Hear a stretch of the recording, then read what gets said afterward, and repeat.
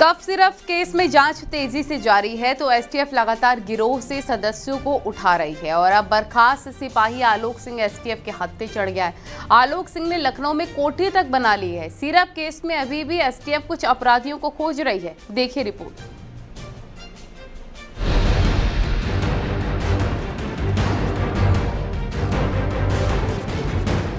Cough syrup case में एक और बड़ा एक्शन। एसटीएफ के हत्थे चढ़ा गिरोह का बर्खास्त सिपाही। सरेंडर की थी तैयारी, पकड़ा गया आलोक सिंह। कफ सिरप तस्करी केस की जांच तेज हो चुकी है। जैसे जैसे जांच आगे बढ़ रही है वैसे वैसे इस गिरोह के नए नए कारनामे सामने आ रहे हैं, तो एसटीएफ भी ताबड़तोड़ एक्शन ले रही है। बैन कफ सिरप तस्करी मामले में एसटीएफ ने बड़ी कार्रवाई करते हुए बर्खास्त सिपाही आलोक सिंह को गिरफ्तार कर लिया है। उसे लखनऊ से गिरफ्तार किया गया है। बताया जा रहा है कि वो इस मामले में कोर्ट में सरेंडर करने की फिराक में था। आलोक सिंह और अमित सिंह टाटा दोनों ही बाहुबली पूर्व सांसद धनंजय सिंह के करीबी माने जाते हैं। लखनऊ में सुल्तानपुर रोड पर आलोक सिंह की आलीशान कोठी है। इसके ठीक सामने ही धनंजय सिंह की भी कोठी है।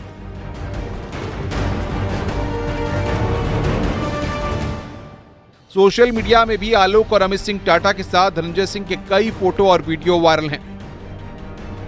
सुल्तानपुर रोड पर स्थित आलीशान कोठी के सामने खड़े हुए हैं। ये बर्खास्त सिपाही आलोक सिंह की कोठी है और इसके ठीक सामने ये जो एक आलीशान मकान है ये पूर्व सांसद धनंजय सिंह का है, जो जौनपुर से सांसद रह चुके हैं। आलोक सिंह को धनंजय सिंह का काफ़ी करीबी भी बताया जाता है और सोशल मीडिया में आलोक सिंह और धनंजय सिंह के साथ के कई फोटो, कई वीडियो अक्सर वायरल होते रहते हैं। उधर आलोक की एक मेडिकल फर्म मां शारदा वाराणसी और श्रेयसी फार्मा धनबाद में पाई गई। एसटीएफ सूत्रों की माने तो इन दोनों फर्मों की भूमिका सिरप तस्करी में पाई गई है। अब एसटीएफ इन दोनों फर्मों के रजिस्ट्रेशन और लाइसेंस की भी जांच कर रही है। एक नजर ग्राफिक्स से इन किरदारों पर डालते हैं, जिसमें अमित सिंह टाटा गिरफ्तार, आलोक सिंह गिरफ्तार, सौरभ त्यागी गिरफ्तार, शुभम जायसवाल दुबई फरार, भोला जायसवाल गिरफ्तार, विकास सिंह नरवे तलाश तेज। इस पूरे कफ सिरप तस्करी मामले का खुलासा 18 अक्टूबर को सोनभद्र पुलिस ने किया था। एक्साइज विभाग के साथ वाहन चेकिंग के दौरान 2 ट्रकों में 2.25 करोड़ रुपए का अवैध कोडीन युक्त कफ सिरप पकड़ा गया था। मामले की जांच आगे बढ़ी तो 4 नवंबर को गाजियाबाद से सौरभ त्यागी गिरफ्तार हुआ। सौरभ त्यागी की गिरफ्तारी के अगले ही दिन 5 नवंबर को मास्टरमाइंड शुभम जायसवाल दुबई भाग गया। इसके बाद मामले में कार्रवाई तेज करते हुए यूपी एसटीएफ ने अमित सिंह टाटा को गिरफ्तार किया तो सोनभद्र पुलिस ने थाईलैंड भागते हुए कोलकाता एयरपोर्ट से शुभम जायसवाल के पिता भोला जायसवाल को गिरफ्तार कर लिया। अब आजमगढ़ का विकास सिंह नरवे एसटीएफ और यूपी पुलिस के निशाने पर है, तो वहीं शुभम जायसवाल को भी दुबई से भारत लाने के प्रयास किए जा रहे हैं।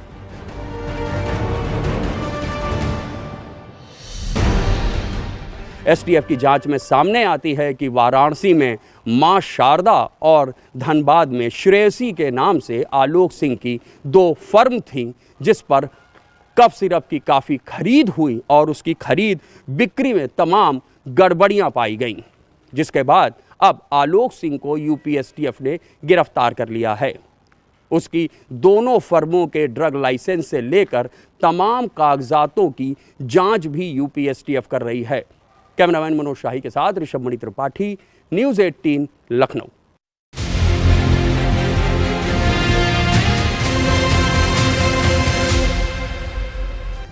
गोंडा के एससीपीएम नर्सिंग कॉलेज में उस वक्त हड़कंप मच गया जब बीएएमएस द्वितीय वर्ष की एक छात्रा का शव उसके हॉस्टल कमरे में फंदे से लटका मिला। बलरामपुर की रहने वाली छात्रा की मौत से परिसर में मातम छा गया है। पुलिस, फॉरेंसिक टीम और डॉग स्क्वाड ने मौके पर पहुंचकर जांच शुरू कर दी है और इस बीच मृतका के पिता ने दावा किया है कि आत्महत्या नहीं है बल्कि मर्डर है। देखिए।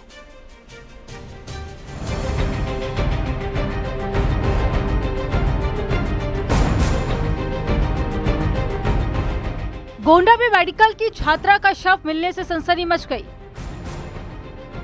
बीएएमएस द्वितीय वर्ष की छात्रा महवीश खानम का हॉस्टल के कमरे में फांसी के फंदे पर लटका हुआ शव मिला।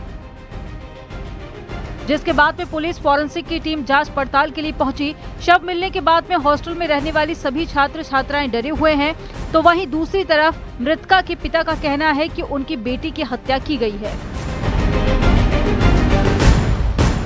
जिस तरह वो है, लगता ही नहीं कि वो खुदकुशी हमारी बच्ची क्यों करेगी। और खिड़की से लटक के जमीन, पैर पे उसका है, पैर जो है जमीन पे है, ये आधा पैर मुड़ा हुआ, हाथ तो नुचे हुए हैं, यहाँ नुचे हुए हैं। और इस तरह कोई खुदकुशी करता है, क्यों करेगी? उसको किस चीज की कमी थी? उधर पुलिस ने शव को कब्जे में लेकर जांच शुरू कर दी है। पुलिस हर एंगल से जांच पड़ताल कर रही है। आत्महत्या है या फिर हत्या, इस रात से जल्द पर्दा उठाने का दावा किया जा रहा है।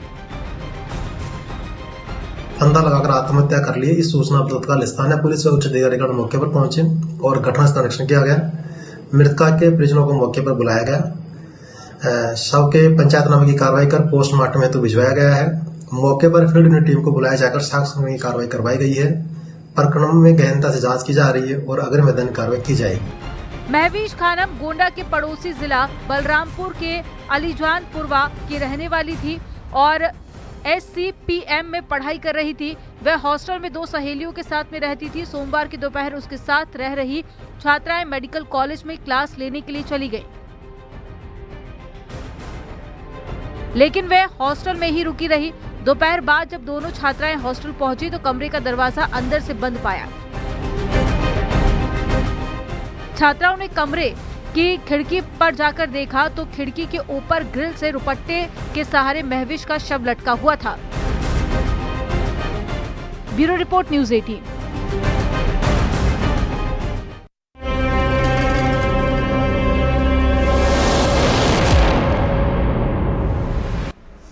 शामली में पुलिस ने 1.25 लाख के नामी बदमाश को एनकाउंटर में ढेर कर दिया है। बदमाश इतना शातिर था कि वारदात यूपी में देता था, लेकिन शरण लेता था दूसरे राज्यों में। लेकिन अपराधी मिथुन पुलिस के चंगुल से कितना ही दूर रह पाता। जब पुलिस से आमना सामना हुआ तो दोनों तरफ से फायरिंग हुई, जिसमें मिथुन मारा गया है। देखिए।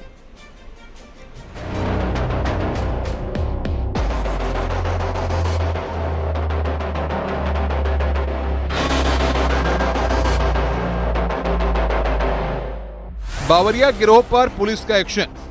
शामली में 1.25 लाख का इनामी ढेर। यूपी पुलिस ने एक बार फिर इनामी बदमाश का एनकाउंटर किया है। शामली जिले के झिजाना थाना क्षेत्र में पुलिस और बदमाशों के बीच मुठभेड़ हुई। इस एनकाउंटर में बावरिया गिरोह का कुख्यात सरगना और 1.25 लाख का इनामी मिथुन मारा गया, जबकि उसका साथी राहुल अंधेरे का फायदा उठाकर मौके से फरार होने में कामयाब रहा। इस एनकाउंटर में दोनों तरफ से जमकर गोलियां चली। इसमें एसओजी के हेड कांस्टेबल हरविंदर गोली लगने से घायल हुए।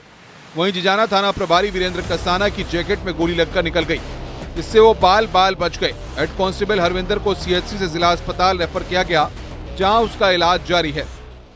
पुलिस द्वारा कार्रवाई करते हुए एक इनामी अपराधी जिसका नाम मिथुन है, उसको पकड़ने की चेष्टा की गई, जिसमें पुलिस मुठभेड़ हुई। इस मुठभेड़ में इनामी अपराधी मिथुन की मौके पर उसको गोली लग गई और जब उसको अस्पताल ले गया तो वहां पर वो मृत घोषित कर दिया गया। यहाँ पर यह बताना ठीक रहेगा कि इस अपराधी के ऊपर तकरीबन 20 से ज्यादा क्रिमिनल केसेस दर्ज हैं और यह केसेस उत्तर प्रदेश, आंध्र प्रदेश और तमिलनाडु जैसे राज्यों में हैं। अभी हम यह और पता लगा रहे हैं कि अन्य किन प्रदेशों में इसके द्वारा आपराधिक घटनाएं की गई हैं। वेदखेड़ी मंसूरा मार्ग पर बावरिया गिरोह के सदस्य किसी बड़ी वारदात को अंजाम देने की तैयारी में थे। इसके कुछ ही घंटे पहले कांदला थाना क्षेत्र में बाइक सवार दंपति से लूट की वारदात को अंजाम देने के बाद कुख्यात बदमाश मिथुन अपने साथी राहुल के साथ जंगल में छुपा हुआ था। सूचना के आधार पर झिजाना पुलिस और एसओजी की संयुक्त टीम ने क्षेत्र की घेराबंदी की। पुलिस को देखते ही बदमाशों ने अंधाधुंध फायरिंग शुरू कर दी। जवाबी कार्रवाई में कुख्यात मिथुन ढेर हो गया। मौके से बदमाश के पास से एक कार्बाइन और मेड इन इटली पिस्टल बरामद की गई है। शामली में 1 लाख और बागपत में 25,000 का इनामी था। कावड़ यात्रा के दौरान बागपत में महिला से लूटपाट की थी। हत्या, लूट, गैंगस्टर समेत 20 से अधिक मुकदमे दर्ज हैं। वारदात के बाद दूसरे राज्यों में शरण ले लेता था मिथुन। पंजाब, राजस्थान, महाराष्ट्र, साउथ दिल्ली, तमिलनाडु जा चुका है। फिलहाल कई राज्यों में अलग अलग नामों से पहचान बनाकर अपराध किए और तमिलनाडु में भी उसके खिलाफ कई मुकदमे दर्ज हैं। साल 2017 में झिजाना के चर्चित भारत कुमार हत्याकांड में भी उसका नाम सामने आया था। पुलिस अब फरार राहुल और गिरोह के अन्य सदस्यों की तलाश में जुट गई है। Bureau report, news 18, UP Uttarakhand.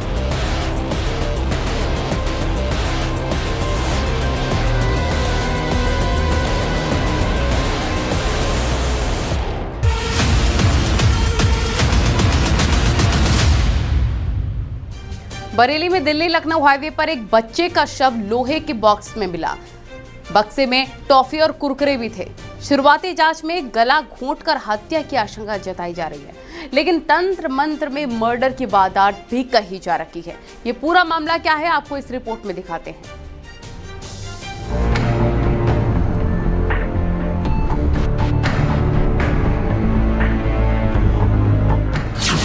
मासूम का कत्ल, बक्से में मिली लाश,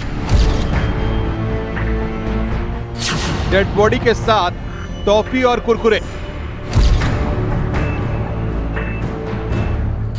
मर्डर के पीछे तंत्र मंत्र की आशंका। बरेली में नकटिया नदी के पास एक बंद बक्सा दिखा। आसपास के लोगों ने इस बक्सा देश पुलिस को सूचना दी। जब पुलिस सूचना पर पहुंची और बक्से को खोला तो हैरान करने वाली तस्वीर दिखी। मौजूदा लोग डर गए, इलाके में सनसनी मच गई। पुलिस भी टेंशन में दिखी, क्योंकि जिस बक्से को खोला गया था उसमें नारंगी रंग की टी-शर्ट और काले रंग के लोअर में एक मासूम की लाश थी। चेहरे पर कई चोट के निशान थे, जिससे साफ हो गया कि ये कत्ल है। मर्डर के बाद शव को उस बक्से में रखा गया था और नदी के पास फेंक दिया गया था।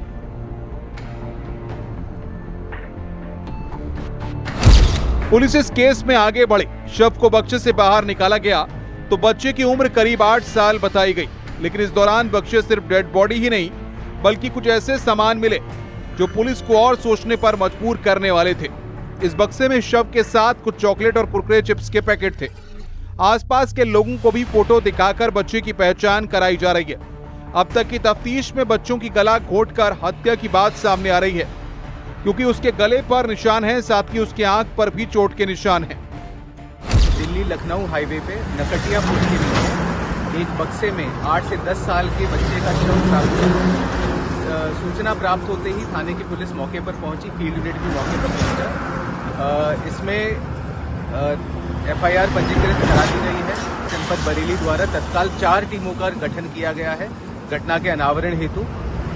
जो बच्चे का शव है उसका पोस्टमार्टम अभी कराया जा रहा है। इस पूरे प्रकरण में आगे की विधिक कार्रवाई प्रचलित है। उधर इस हत्याकांड के पीछे कई बातें सामने आ रही हैं। बताया जा रहा है कि तंत्र मंत्र के चक्कर में हत्या को अंजाम दिया गया है, क्योंकि शव को लाल कपड़े के साथ ढका गया था। फिलहाल पुलिस ने जांच के लिए 4 टीमें गठित की हैं और इस केस के पीछे की कड़ी को तलाश रही है। Bureau report, news 18, Uttar Pradesh, Uttarakhand.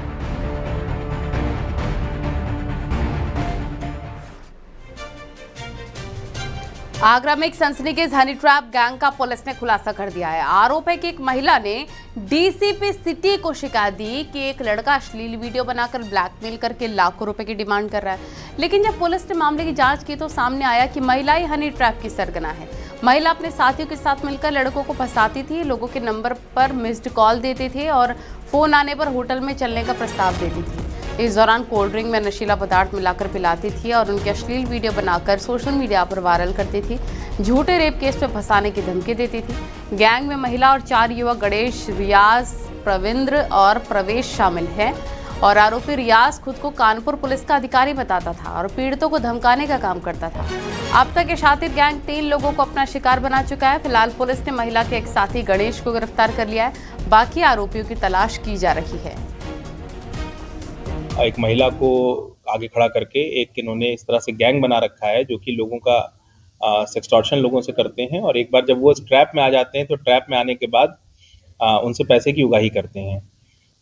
जब हम लोगों ने इस पे विस्तृत तरीके से जांच करना शुरू की तो प्रथम दृष्टया उनके जो एलिगेशंस थे वो हमें ठीक मिले और जब इसमें मुकदमा लिख के मुकदमा पंजीकृत करके गहनता से इसमें विवेचना शुरू हुई तो विवेचना में ये बातें निकल के आईं कि एक महिला जिसके साथ कुछ अन्य लोग हैं, जिसमें आज हमने एक व्यक्ति को उसके साथ गिरफ्तार किया है और 3 लोग इसमें अभी वांछित किए हैं।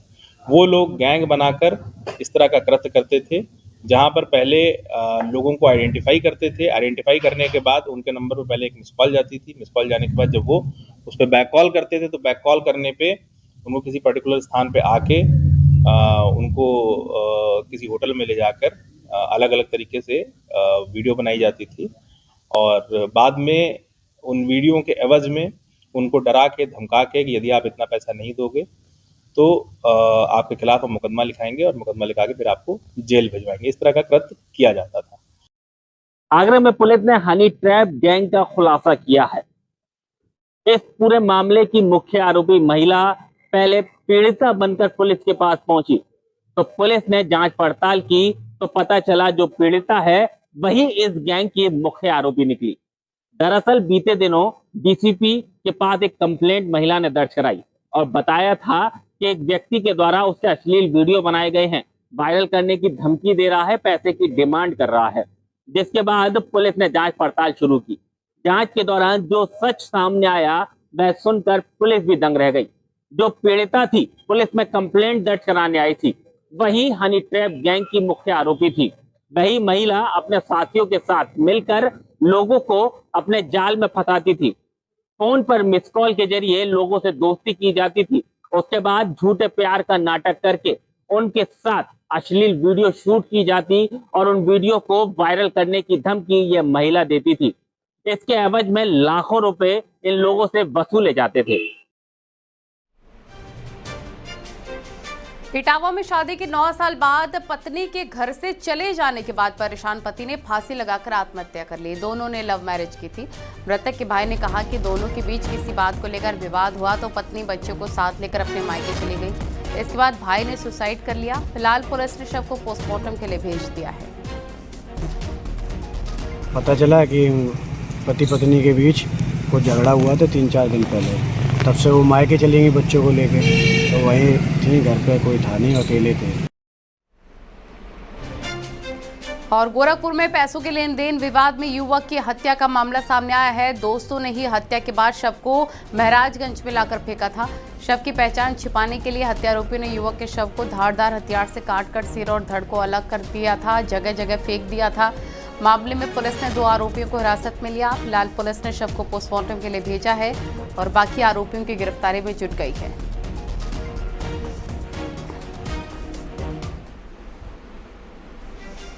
इटावा के बकेवर क्षेत्र में शादी समारोह में साले पर कटार से हमला करने वाले दूल्हा आकाश बाबू और उसके पिता को पुलिस ने गिरफ्तार किया। गर्म खाने को लेकर दूल्हे पक्ष और लड़की पक्ष में विवाद हो गया। मारपीट तक मामला पहुंच गया। विवाद के दौरान दूल्हा आकाश ने अपने मौसेरे साले विक्की के पेट में कटार से वार कर उसे गंभीर रूप से घायल कर दिया। दुल्हन के पिता की शिकायत पर दूल्हा समेत 5 लोगों के खिलाफ रिपोर्ट दर्ज हुई। लखना चौकी पुलिस ने आकाश बाबू और उसके पिता चंद्रभान को जेल भेज दिया है।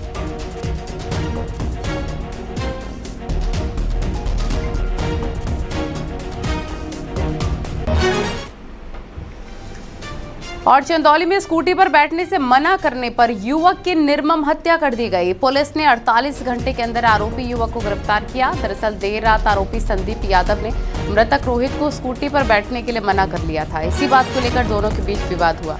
आरोपी ने मृतक के सिर पर ईंट से वार कर दिया। मौके पर ही युवक ने दम तोड़ दिया। वारदात को अंजाम देने के बाद आरोपी मौके से फरार भी हो गया। सीसीटीवी की मदद से आरोपी को दबोचा गया है। पूछताछ के दौरान इस आरोपी ने अपना जुर्म कबूल कर लिया है।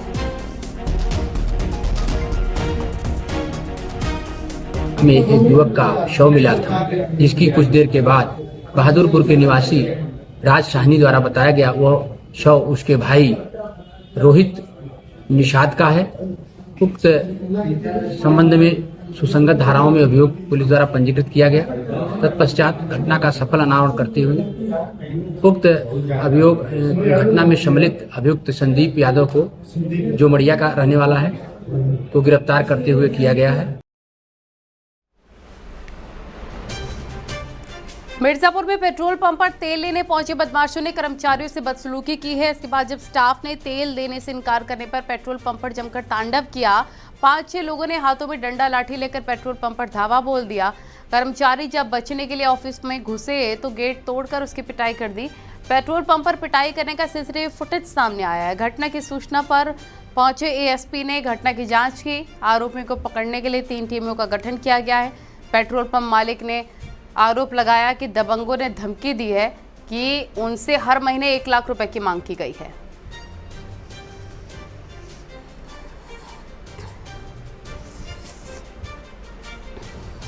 सीसीटीवी के फुटेज से विश्लेषण से यह स्पष्ट हो रहा है कि घटनास्थल पर लूट जैसी कोई घटना नहीं घटित हुई है।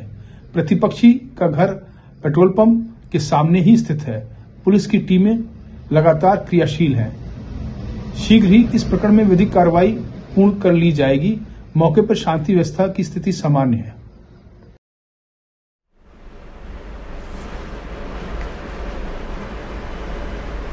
और इस बीच एक बड़ी खबर, वाराणसी में सीएम योगी की सुरक्षा में चूक हुई है। सीएम योगी के मंच के पास एक शराबी युवक पहुंच गया।